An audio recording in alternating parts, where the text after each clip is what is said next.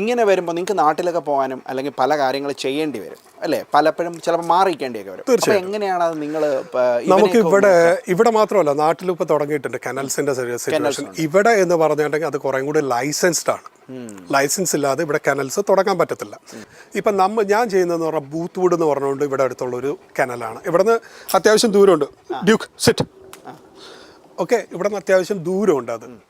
പക്ഷേ ഞാൻ ഹാപ്പിയാണ്. അവിടെ കൊണ്ടുപോയി കഴിഞ്ഞാൽ എൻ്റെ പട്ടികളും ഹാപ്പിയാണ്.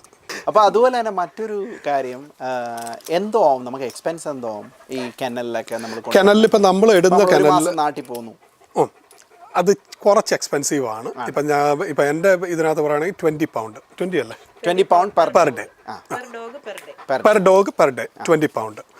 നമ്മൾ ഫുഡ് വാങ്ങിച്ചു കൊടുക്കണം. അവർ ഫുഡ് കൊടുക്കും, പക്ഷെ ഞാൻ ആ ഫുഡ് കൊടുപ്പിക്കാറില്ല. കാരണം ഞാൻ പറഞ്ഞു ഞാൻ ആ ഫുഡ് അത് എപ്പോഴും ഡെഫിനറ്റ്ലി അത്